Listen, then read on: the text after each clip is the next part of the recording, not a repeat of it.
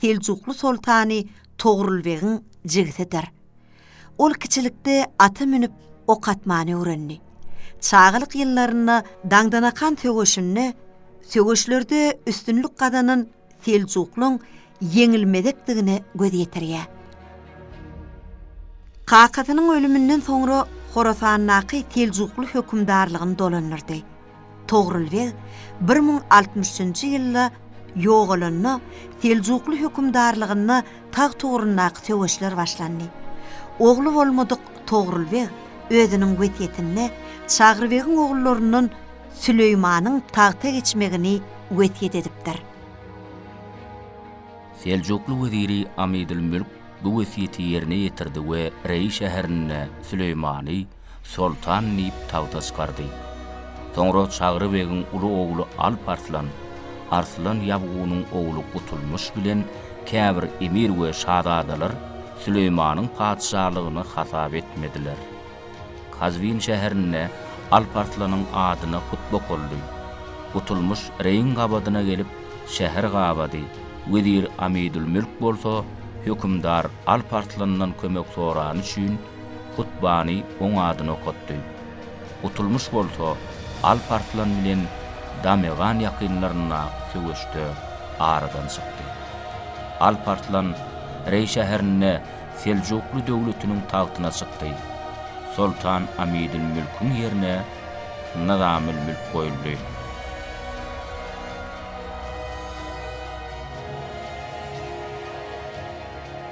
Elkinji ýörüşi Gruziya, Gürjistany hemde Günnogor Anadolu taraplara boldy. Bu ýörüşlerde ogly Mälikşah hemde Göziri Nizamülmülk daglaram bardy. Bizantiýan tabinligynaky Kars we Anaçenli ýörüşlerini dowam etdirip bu ýerleri eýeledi. Bu ýörüşleriň netijesinde Abbasy halifi Al-Qaym bi Emrillah Alparslana Ebu Feth Fatyhlaryň ataty lakamyny berdi. 1065-nji ýylyň soňlaryna üstýurt hem maňyşlyk taraplaryna ýörüş etdi. Efratdaky Gypçaklar bilen türkmenleri himayet hastanalli. Selçukluň Jent şäherindäki mazarlygyny ziyaret edip, Merv şäherine bardy. 1066-njy, 1067-nji ýyllarda jigiti Kawurdyň gozgalagy sebäpli Kermana tarap bir näçe etlerleri bilen gitdi. Kawurdbeg baş goşunynyň birinji bölegi böwsülen soň gala ýyda tarap çekildi. Hemde bir ilçi uğradyp bağışlanmagyny sorady. Sultan bu haýyşy kabul etdi. Hemde Kerman mäligi bolup ýerine oturmagyna da ruhsat berdi. 1068-nji ýylda täzeden topalaň turdan Kawurdyň üstüne täzeden goşun çekip gaýtdy. Şama tarap baran Sultan Alparslan Bizantiýa imperatory Roman Diogeniň uly goşun toplap musulman topraklaryna basyp alşa çykanlygyny eşitdi. Şo sebäpden ýyda döndü. Iki goşun Malazgirt meýdançatyna garşylaşdy. Sultan Alparslanyň baş tutanlygynaky Selçuklu goşuny hilal söwüş tilsimi bilen söwüşe girdi. Bu söwüşde Alparslanyň bir eskeri Bizantiýa imperatory Roman Diogeni masgaraçylykly ýagdaýda ony sultanyň garşysyna getirdi. Sultan Alparslan imperatory tutsok etdi. Sultan Alparslan Günmatardaky Selçuklu serhetlerini giňeldi şiýaly, Günnogordaky Selçuk türkmenleriniň hem topraklaryny giňeldi. Sultan Alparslan bilen Karahanlyň arasyna düşünşmezlik ýüze çykdy we olara tarap Alparslan bir tapar ýürüýüşe çykdy. Ol Amy derýadan geçdi we ýürüýüşini togtatdy. Emma başyna gelen betbagçylyk zirarly Karahanlylara tarap ýürüýüş edip bilmedi. Yusuf el-Harazmi atly gala serkerdesi sultany hanjar bilen yaralady. Selçuk türkmenleriniň iň beýik bu taryhda uly meşhurlyk gazanan sultany bu ýürüýüşi mahalynda Magerennahyr galalarynyň birinden Yesir alynan serkerde Yusuf tarapyndan ähtiyalanlyk bilen pıçaklanyp agyr yaralanypdyr. Sultan 1070-nji ýylda 43 ýaşynda aradan çykypdyr.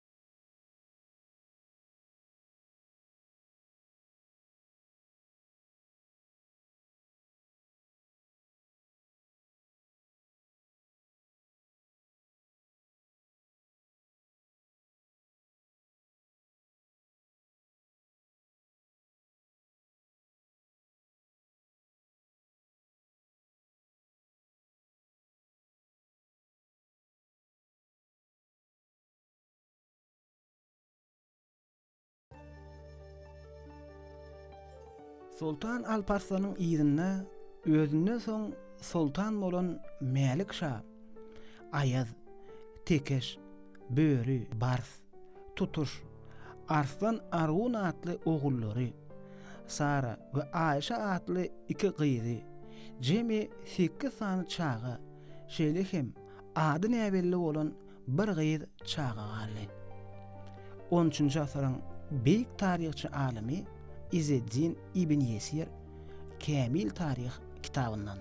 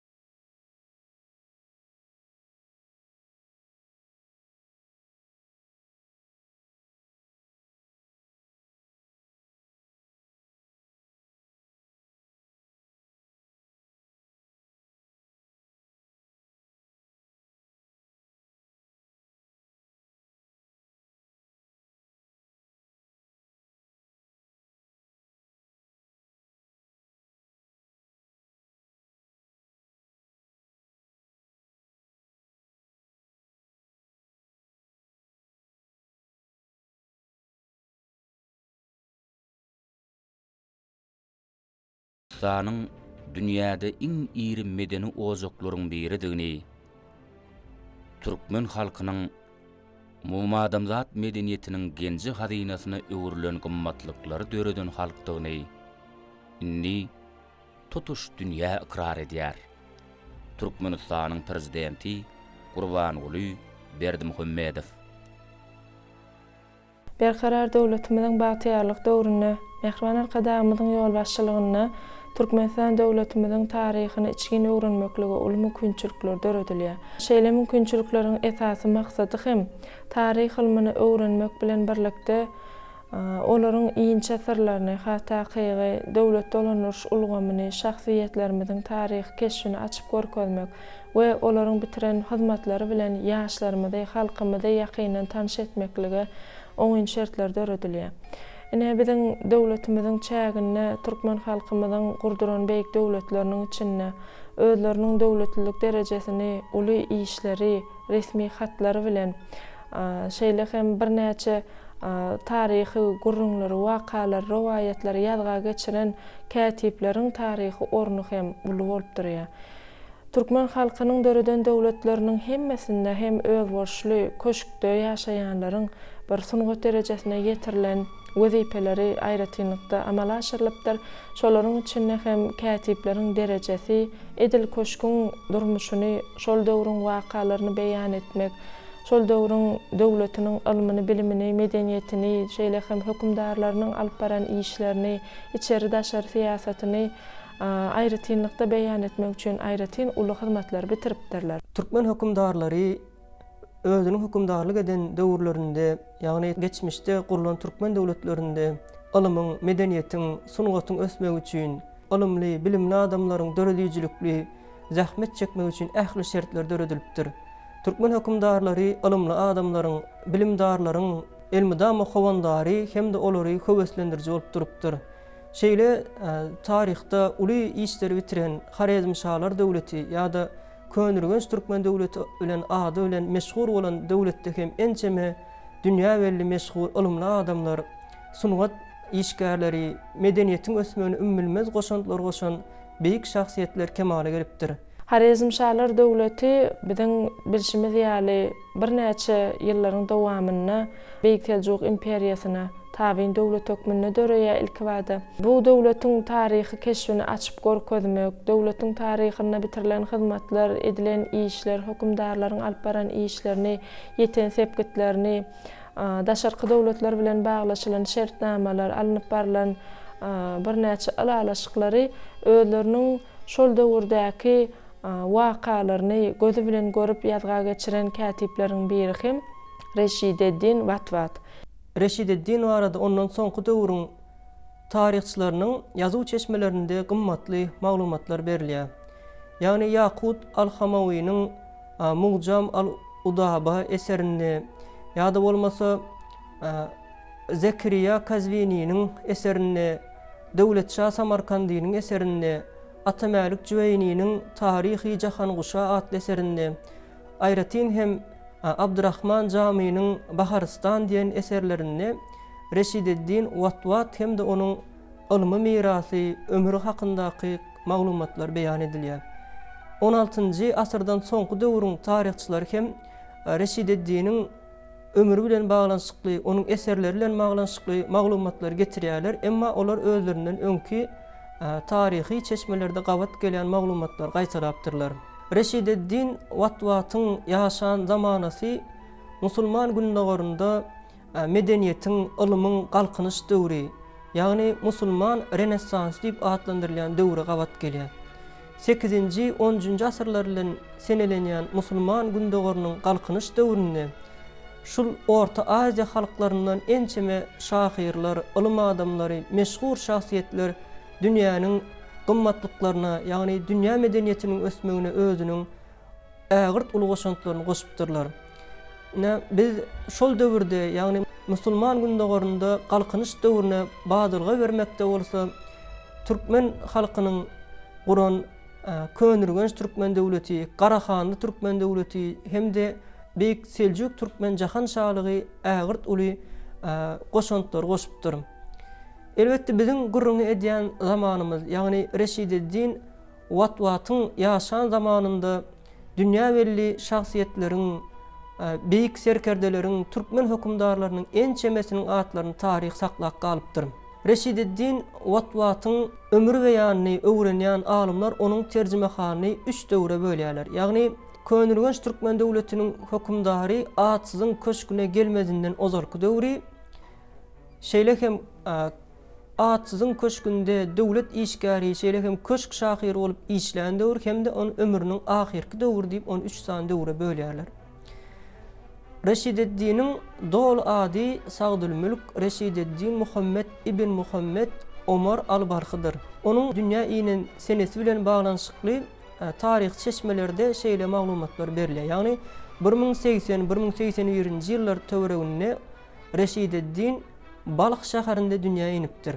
Şol döwürde Balx şäheri Beýik Seljuk Türkmen döwletiniň iň bir güllä ösýän şäherleriniň biri bolupdyr. Ýagny Ürgenç şäheri, Meru, Nusoy, Dekstan, Rey hem de Balx şäherleri, Samarkand, Buhara ýaly şäherler öz döwründe ilmiň, medeniýetiň, sungatyň ösen şäherleri hasaplanypdyr. Biziň türkmen alimlerimizden Almaz Ýazberdiýewiň berýän maglumatlaryna görä, Reşideddin Watwatyň doglan senesi 1080-nji ýyl diýip beýan edilýär. Aradan çykan ýyly bolsa 1177-1176-njy ýyllar diýip beýan edilýär. Ýöne Kätibin ýaşap geçen ýyllar hakynda durly taryhy çeşmelerdäki durly maglumatlar gabat gelýär. Olaryň ýene biri belli tarihçi, ýagny Xarezm şahlar döwletiniň nesil şahlygynyň tarihinden onuň durmuş iqtisady, siýasy, medeniýeti barada düýpli işler amal aşyran Bunyatywyň işine bolsa, alymyň 1114-16-njy ýyllarda doglanlygyny, 1172-73-nji käbir çeşmelerde 1182-83-nji ýyllarda ýogalanyny barada maglumatlar berilýär. Ine durly ýyllaryň berilmegine garamadan alymyň eden işi ähli tutuş alymlaryň ählisiniň eserlerine giňden öwrenilýär.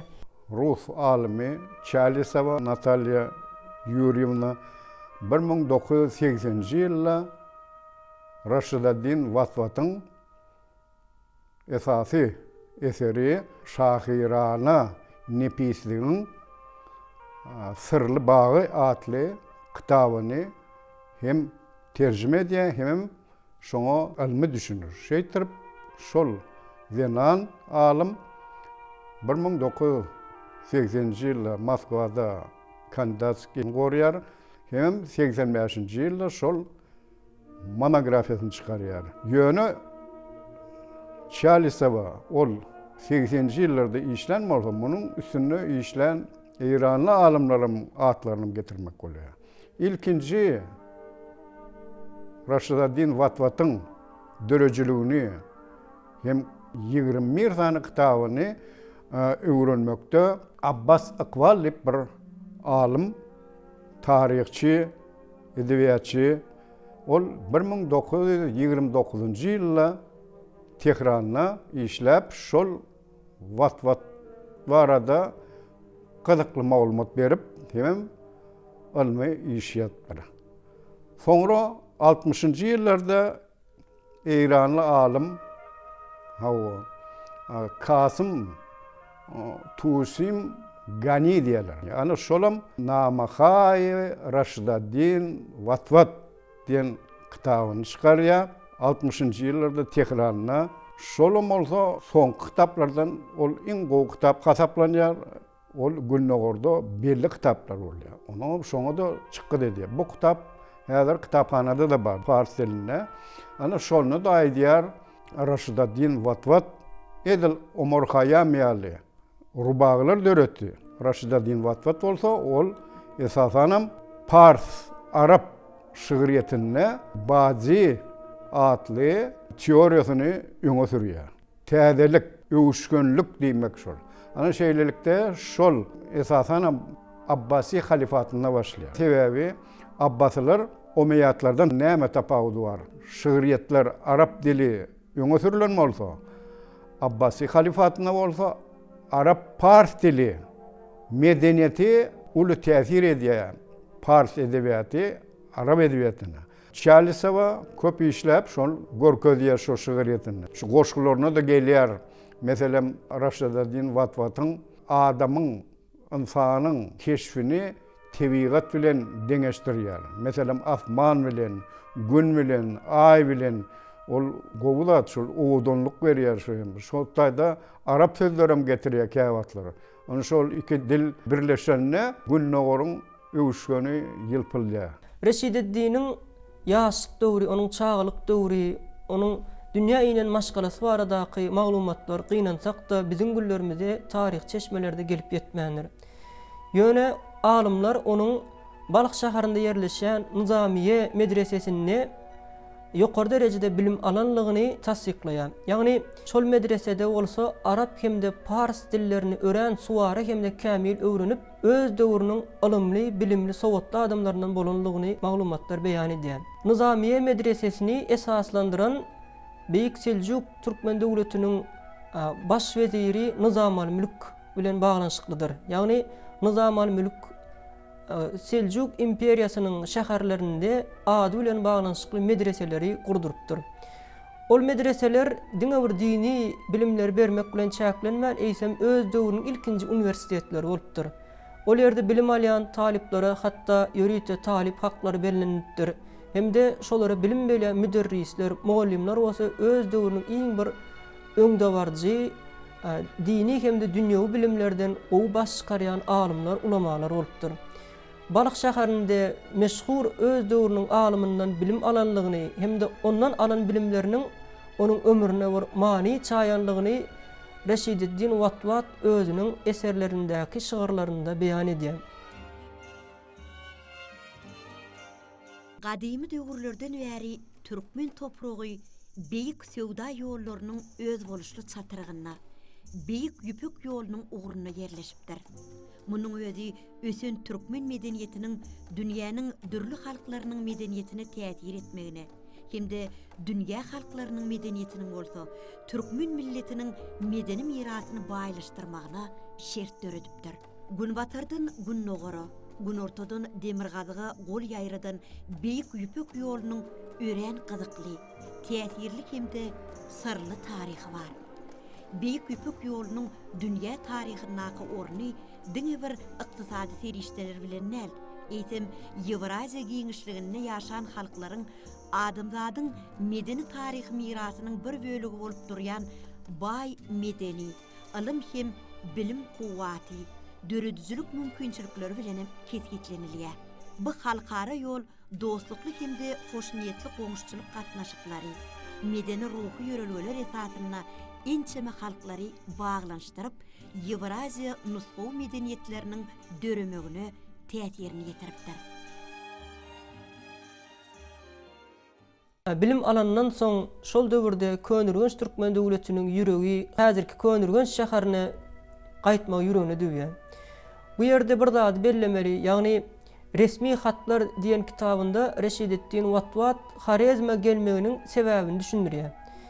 Harezme gelmeginiň esas sebäbiniň bu toprakda ençeme alymlaryň, pirleriň, ulamalaryň, şahyrlaryň köplügini, bu ýerde medeniýetiň bir gyzgalaňly bazarlaryň juda köplügini beýan edýär. Hatda resmi hatlar atly eserinde Harezme gelmegine esas sebäplerinden biri şul Harezm topragynda dünýä eýnip şol ýerde bir ulumyň ösmegini ulgaşanlar goşan Mahmud Zamakşarynyň ören uly ähmiýetiniň barlygyny belleýär. Ýagny Mahmud Zamakşary Jarullaýan Allahyň goňşusy lakamyny alyp şeýle bir tanymal adam bolup şonuň Allahyň goňşusynyň goňşusy bolmagyny niýet etdim men diýip ýanky Reşideddin Watwat özüniň Balyk şäherinden Harezme gelmeginiň sebäbini düşündirýär.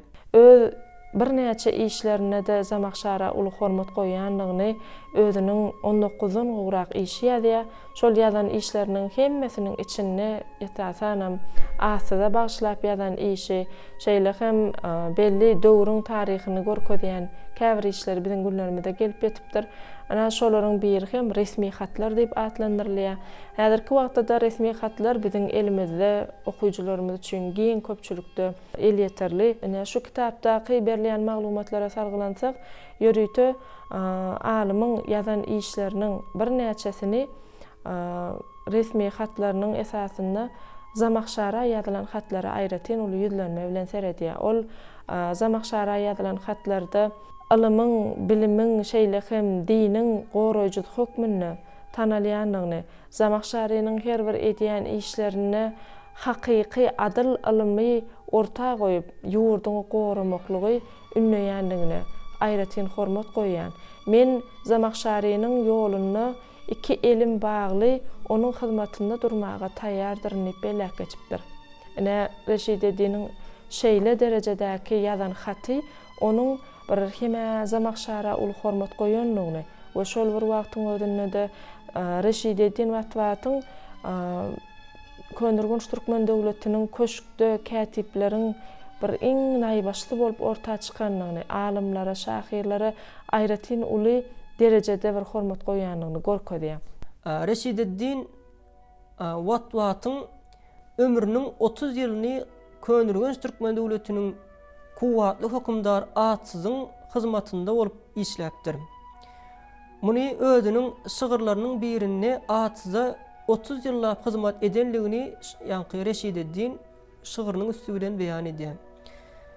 Tarihi maglumatlarda Reşideddiniň Watwat lakamynyň gelip çykyşı bilen baglanşykly 16-njy asyryň ýazary Zikret Kaşani özünün eserini rivayet getirliyor. Könülgünç Türkmen döwletiniň hökümdary atsız, ilmli, bilimli, sowatly, dilevar, ilmdar adamlary üýşürip ýörüte mejlisler gurar eken. Şol mejlislerde de alymlar bir-birilen ilmi jedelleri gurap söhbetdeşlik geçirer eken. Ne şol mejlise gatnaşanda hökümdar atsyzyň ünüsini müjesi kiçirek bolan emma ören bir jaýdar şeýle hem gaty bir owadan gurlayan ýiti zekili bir adam ýagny Reşideddin ünsüni çekipdir. Aýtmaklaryna görä Reşideddiniň öňünde şo wagt siýa sanýan çüýşe duran eken. Hökümdar siýa duran çüýşäni aýryň meniň aňarsynda kimligini göreýin diýip aýdypdyr. Şonda Reşideddin şeýle arap nakylyny aýdypdyr. Adama onuň iň kiçik iki bölegi boýunça, ýagny dili hemde ýüregi boýunça baha berýärler diýip aýdypdyr. Bu sözü eşitip hökümdar atsyz ona bolan hormaty hasam artypdyr. Şondan soň ýagny Reşideddine watwat tahallusyny hökümdar atsız dahatmış deyilip bellenilýär. Watwat sözüni alymlar iki manada düşündirýärler. Birinji manysy onuň ýagny ören kiçijik garlawaç guş hökmünde beýan edýärler. Beýle kur manysy bolsa onuň ýarganat diýen manysynyň barlygyny belleýärler. Şondan soň Reşideddin Watwat bilen atsyzyň dostlugy hasam ýygjamlaşypdyr.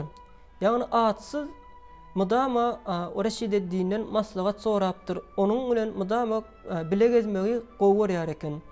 Hatta şeýle maglumatlar getirilýär ýazyw çeşmelerinde şeýle Reşideddin Watwat ören ýiti zekili, dili duzly, ötkür hemde manily gurlayan suhan goý dile çeper adam bolypdyr. Onuň ýiti zekini köp yerlerde, köp kynçylykly ýagdaýlarda ustatlyk bilen başalyp çykmagyny getirenem bolsaň, köp halatlarda onuň bir duşmanynyň artmagyna da getiripdir. Ol doğrudan hem çeper, şorta sözleri köp ünsvererdi, tankit nuktay nazarda terederdi. Hatta Reşideddin Watwat Harizmşa 30 ýyl gulluk eden bolsa, 2-3 ýylya şol hatta gowy dogry söz aýdan üçin onu köşkden hem çykarýar. Harizmşa atsız.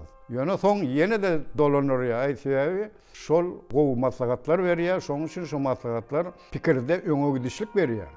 Ana şeýlelikde şo arada goşgularam düzerdim.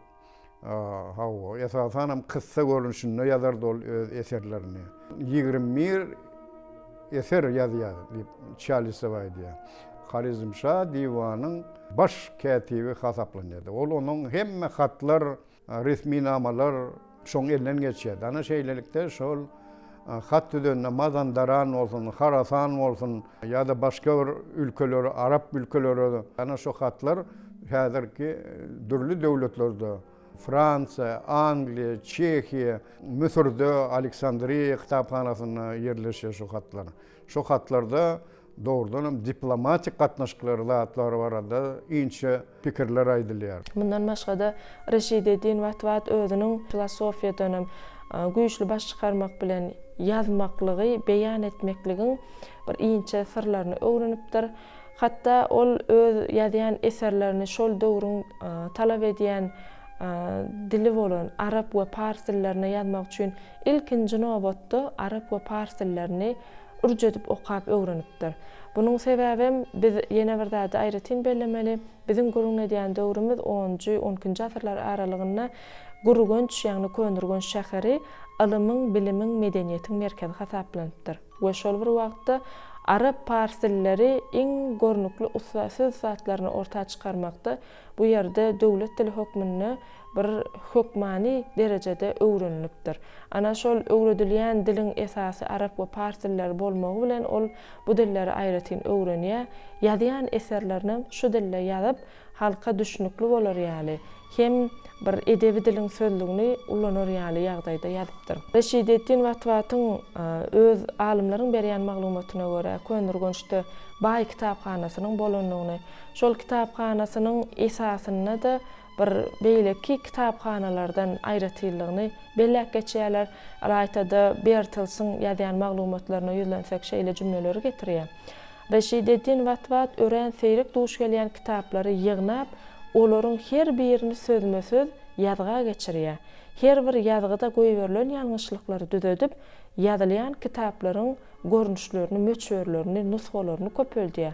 Bu bolsa Reşideddin Watwatyň döwründe ylmy, bilime hormat goýan adamlaryň sanynyň barha artýanlygyny we şol bir wagtyň özünde onuň döwründe könürgen Türkmen döwletiniň bilimiň, ylmyň ojo hasaplanýanlygyny görkezýär diýip beýan edýär.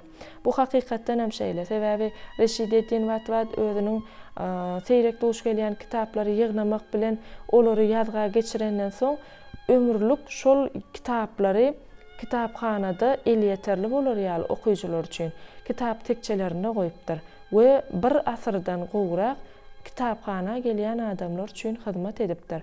Bu eýem biz ýene bir zada aýdyp bilýäs, şeýle kitaplaryň köpelmeginiň özü Reşideddin Watwatyň tarih ilmine, edebiýata, medeniýete hormat goýanlygyny, islenlik döwürde de alimlaryň hiç wagt ýazýan eserleriniň könülmeýänligini, şol eserleriň adamlaryň aňyna taryhy öwrenmekligi, medeniýeti, ilmi, bilimi bir öwrenmekligi mümkinçilik döredýänligini düşünüpdir. Şonuň üçin hem ol şeýle bir berýän ilmi işlerini, kitap ýazmaklygy, kitabyň nusxalarynyň köpeldilmegini elmidämi bir esasy maksat edinip goýulypdyr-da. Bulardan başga Könürgen Türkmen döwletine ol dünýäniň turly ýerlerinden gelýän alimler köşke ýygnapdyr. Şeýle-de diňe bir döwründe Könürgen Türkmen döwletiniň belli sultany, ýagny Aliýeddin Atsy gulluk edipdir. Onuň baş kätibi bolup hyzmat edýär. Şol kätiplik dolandyrýan döwründe diňe bir atsydyň özüne hyzmat etmek bilen çäklenmän töwereginde goňşulara da goşgu düzüp bermäge çalyşypdyr. Käbir haýyş edilýän eserleri, hatlary, olary ýazmak, şeýle hem şol hatlardaky berilýän maglumatlary sada dille düşündirmeklige çalyşypdyr. Şeýle hatlaryň birini Tabaristanyň hökümdary Nusrat ad-Din Abulfatih Rüstem'e ýazyp ýollapdyr. Rüstem'iň buýrugy boýunça ol her bir ýazýan hatyny 500 dinar we at sowgat edipdir. Ene görüp oturşymy diýäli Reşideddin Watwatyň dolandyran döwri kätiplik etmegi ol öz hyzmatyny diňe bir Könürgen Türkmen döwletine däl eýsem oňşu ýerlerdäki hökümdarlaryň haýyşyny ýerine ýetirmegi başarypdyr. 30 ýyllap atsyza hyzmat eden döwründe ol dürli wezipelerde işläpdir. Ýagny hökümdaryň köşk şahyry ýa-da bolmasa onuň iň bir ýokary wezipede, ýagny Könürgen Türkmen döwletiniň hökümdarynyň diwanynyň iş dolandyrjysy hökmünde işläpdir. Onuň kätibi bolupdyr. Ýagny resmi hatlaryny ýazýan, şol hatlaryň bir ýazgylaryny, namalaryny öredýän köşkde uly awraýdan hormatdan peýdalanýan adam bolupdyr. Ýazyw çeşmelerini Atsy bilen Reşideddiniň arasyndaky dostlugy şeýle riwayatyň üstü bilen getirýärler. Ýagny Atsy elmudama Reşideddin bilen bile gülüşip degişmegi halaýar eken. Hatda köşkde wagt hem onuň bilen gürleşer, ýagny öz köşküniň penjeresinden seredende Reşideddiniň öýüniň penjeresi biri-birine bakyp durmagy perman edip köşküniň gapdany Reşideddine bir ajaýyp öý gurdurup beripdir. Haçanda Reşideddin bir gün penjereden seredip duranda Atsy hem onu görüp men ýaňy penjereden bir möjüň kellesini gördüm diýip ona ýaňsylapdyr. Reşideddin hem mundan ussatlyk bilen başalyp çykyp "Paçahym, siz möjüň kellesini gören därsiňiz, siz penjerede oturdulan aýnany görensiňiz" diýip ona şeýle jogap beripdir. Onuň bu jogabyna Atsy gülüpdir hemde ona bolan hormaty has hem artypdyr. Ne şeýlerek bir özüniň ýiti suhan goýulygy, dile çeperligi onuň köp bagatda peýdasyna bolsa da kä halatlarda onuň düşmanlarynyň artmany hem getirýär eken. Bir daha aýratyn bellemeli Reşideddin Watwatyň ýaşan zamanasynda bir näçe adwelli köşk şahyrlary, şahyrlaryň şahy adyny alan ençeme şahyrlar bolupdyr. Ne şol şahyrlarym Türkmen topragynda ýaşapdyr hemde ölmez gitmez ajaýyp eserleri bize miras galdyrypdyr. Reşideddin hem şol alimler bilen mudama gatnaşykda bolupdyr. Olar bilen hat alyşypdyr hemde özüniň pikirlerini beýan edipdir.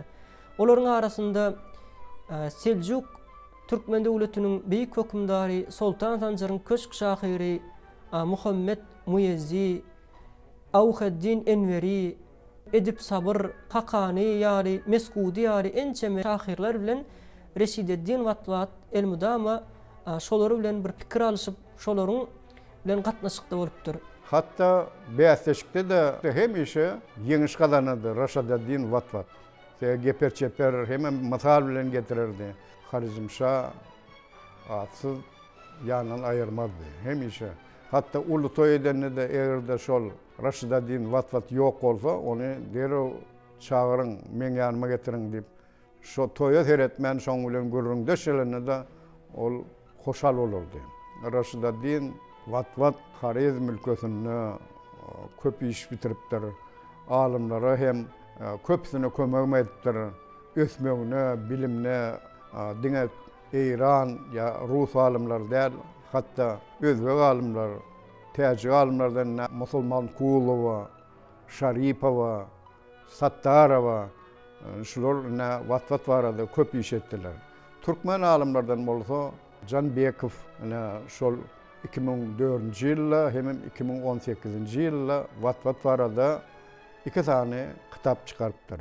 Ine şu resmi hatlaryň taryhy bilen tanış bolanmazda hem Könürgünç Türkmen döwletiniň ekrançylyk ulgamyny, şeýle hem alyp baran medeniýetiniň ösüşini, şeýle de dolandyş ulgamyny alımlaryň arasyndaky alınıp barılan işler, hatlar barada beýan edilip geçilýärdi.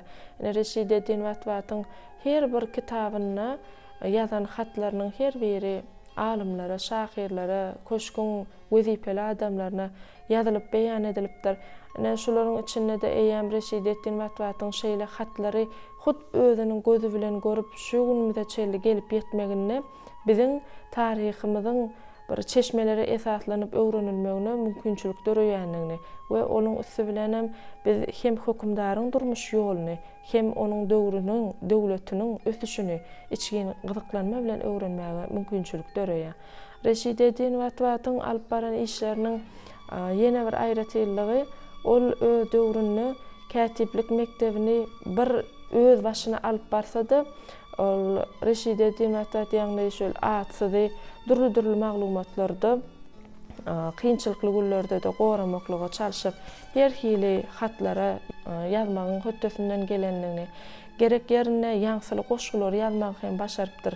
Şoň üçin hem Reşideddin Watwatyň taryh keşfini öwrenenmizde biz islenlik adamyň gylyk häsiýetine görä, islenlik wakalaryň, meseleleriň bir ýazmaly, ýazgyly hatlaryny bir şeýle hem käbir ýerlerine ýaň salynan goşgularyň has ýörgüllü bolýan ýerlerine goşgular düzmegi başaranlygyny görýär. Onuň esasy onuň kätiplik mektebiniň güýçlüligini, hatakygy bir zamakşary bilen ýa bolmasa da Nizam al-Mülküň ýa bolmasa da Sultan Sanjaryň belli kätibi Al-Jüweyni bilen ýakynan ara gatnaşyk taklap, şolar bilen hem deň derejeli hatlar alyş çalyş edenligini şaýatlyk edýär. Reşideddin Watwatyň döwri atsy 1128-1156-njy ýyllarda dolanýar. Könürgünç Türkmen döwletiniň gornukly hökümdary. Bu döwür elbetde Könürgünç Türkmen döwletiniň taryhy hem galagoply, hem öz başdaklyga ýeten döwlet diýip hasap edýär. Sebäbi atsyzyň dolandyran döwrüni 2 bölege bölýärler. 1128-1135-nji ýyl Könürgünç Türkmen döwletiniň Beýik Seljuk imperiýasyna tabiň döwür diýip alınýar. İkinci döwür bolsa 1135-nji ýyldan 1156-njy ýyl Könürgünç Türkmen döwletiniň öz başdaklygyny gazanan döwür diýip atlandyrylýar. Şu hem siýasy taýdan dartgylly, hem siýasy taýdan öz başdaklygyny gazanan döwri atsyzyň şeýle uly hökümdaryň beýik şahsiýetiň kätibi bolup ortağa çykmak aňsady işler. Sebäbi ol tabiň döwrüni elbetde Könürgünç döwletiniň tabiýlikden çykarmak üçin Sultan Sanjar bilen kän çaknyşyklary geçirýär. Sultan Sanjardan soraman käbir ýerleri basyp alýar.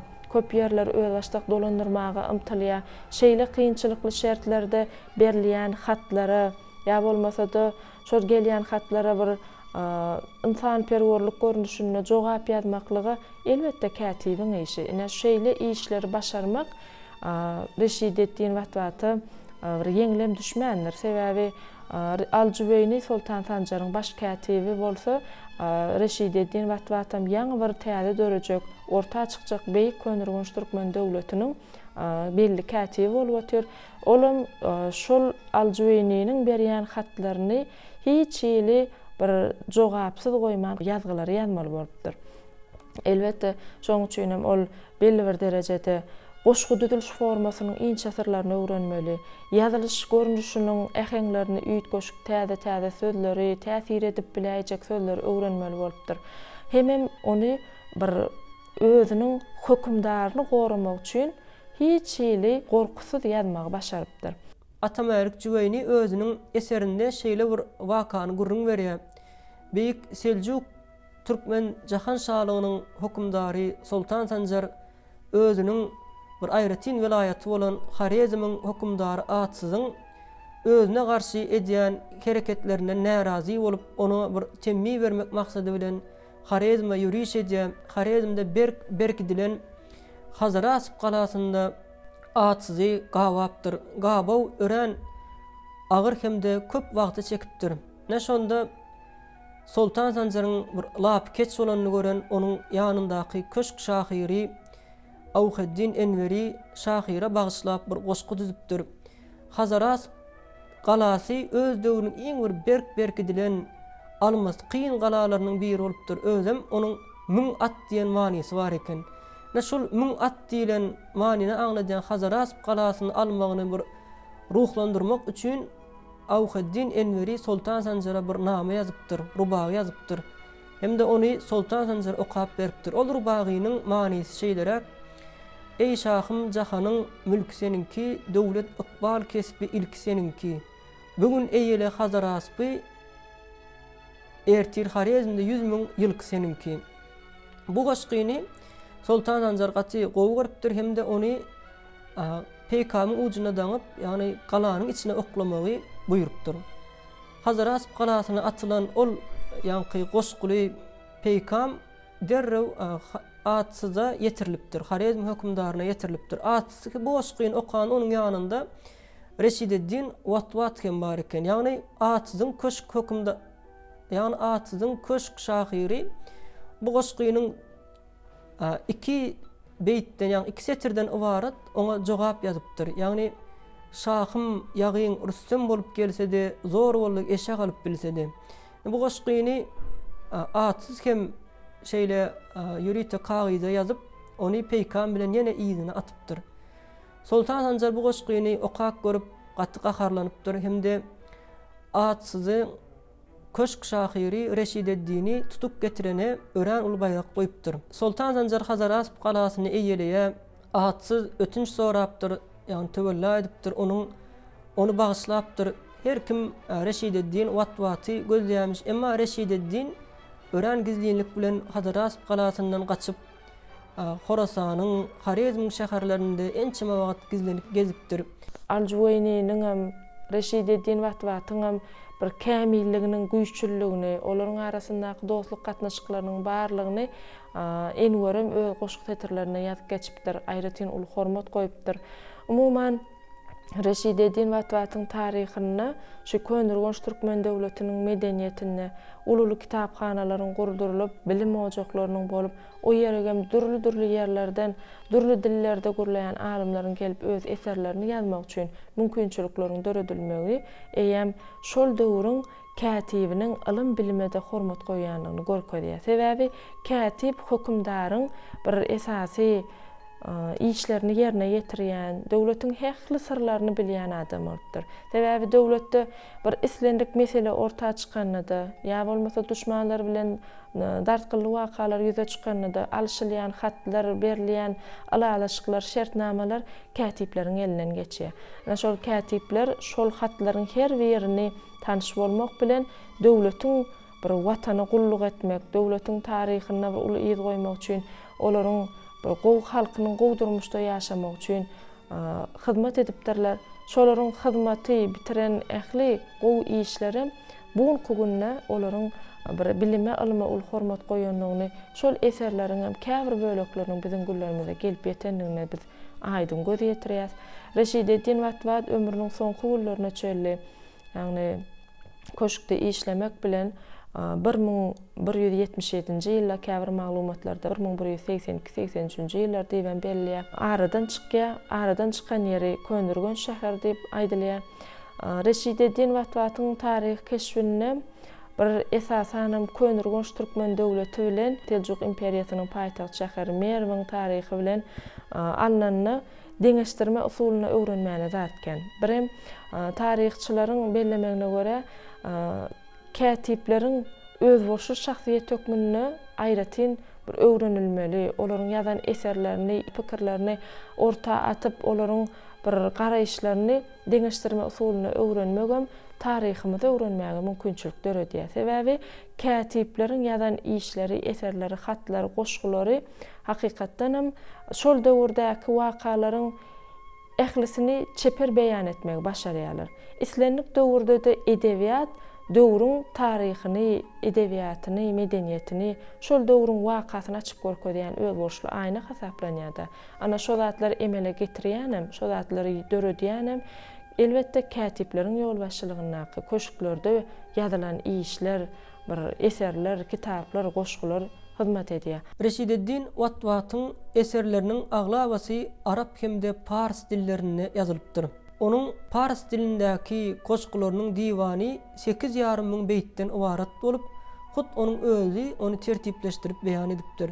Onun arap dilinde ýazan goşgular hem şeýle özüniň köplügi, şeýle hem ören gymmatly dile çeperligi bilen tapawutlanýar.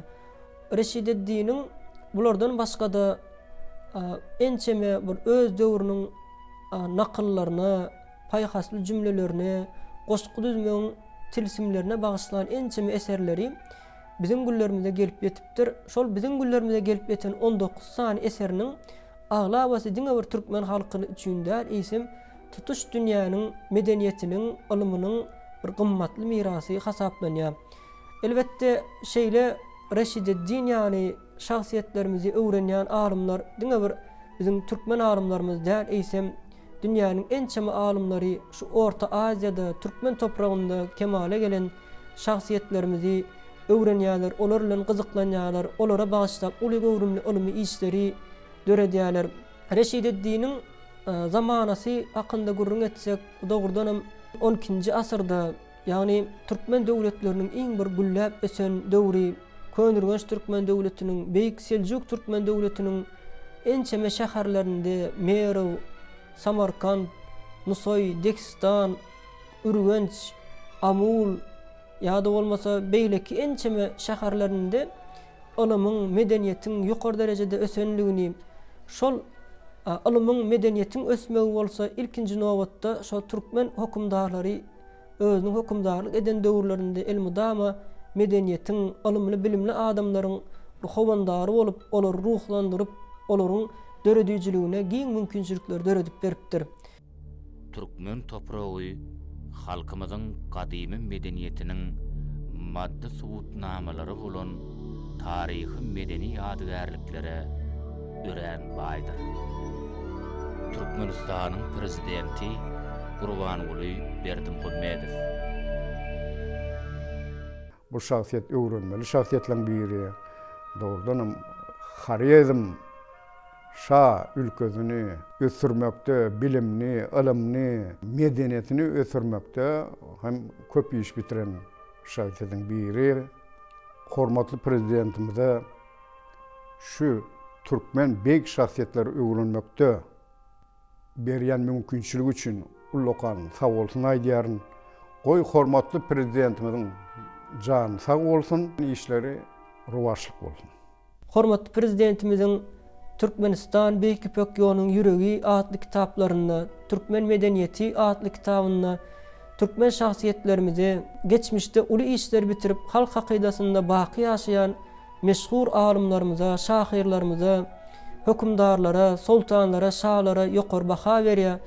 Bular elbetde ilkinji nowatda halkymyzyň dünýä gymmatlyklaryna ägirt ulgoşanlar goşan halklygyny suwd edýär, tutuş dünýä äşkar edýär. Bugün berkarar döwletimiziň bagtyarlyk döwründe hormatly prezidentimiziň tagallasy bilen şol şahsiýetlerimiz ömür beýany, olaryň ilmi mirasy çuňur öwrenilýär, olar bilen baglanyşykly ilmi işler, makalalar yazılýar. Olaryň ulumy mirasyny, ömür beýanyny giň okuyjylar köpçüligine, şeýlekem ýurdumyzyň ýaşlaryna wagt etmäge uly mümkinçilikler döredýär. Şeýle uly mümkinçilikleri döredip berýän gahrman arkadamyzyň ýerli ýurt bähbetli işleri el mudama rowaşlyklara beslensin. Hormatly prezidentimiziň jany sag, belent başı aman bolsun. Hormatly prezidentimiz Türkmen döwletimiziň döwletlilik derejesini has çuňlaşdyrmak, dünýä derejesinde Türkmen halkynyň döreden döwletleriniň bir aýra tynlyklaryny, has taryh seçmeleri esaslanýan ilmi nukdaý nazardan öwrenmeklige uly mümkinçilikler döredip berýär. Şeýle döredilýän mümkinçilikleriň esasyny kitaplaryň gaýtadan täzeden neşir edilmegi, täzeden alymlaryň, kätipleriň, şahyrlaryň, şahsiýetleriň mektebiniň öwrenilmegi öz borçly bir mana eýe. Çünki şeýle maglumatlaryň halkymyza yetirilmegi, öwrenilmegi ýaşlarymyzyň watançylyk duýgusyny oýarýar. Watana bolan höwesini artdyrýar, watanyň söýmek, watanymyzyň şahyrlaryna, kätiplerine, şahsiýetleriniň bir medeniýetli bolanyny, bilimli, ilmli adamlaryň bolup geçenligini öwrenmeklige, bilmeklige bir aýratyn mümkinçilik döredýär. Ene şunuň ýaly alimlarimizin işlerini öwrenmek, kätiplerimizin şahsiýetini öwrenmeklik üçin, umuman döwlet dolandyryş ulgamynyň aýratynlyklaryny öwrenmek üçin ýazylan eserleriň gaýtadan bir halkymyza yetirilmegine uly mümkinçilikleri döredýän. Hormatly prezidentimiziň jany sag bolsun, ömrü uzak, belent başı aman bolsun. Tarih ilmimizi ösürmek üçin, bilimimizi, ilmimizi dünýä derejesinde dagaralandyrmak üçin alyp barýan her bir tutumly işleri mundan beýlekde rowaşlyklara beslensin.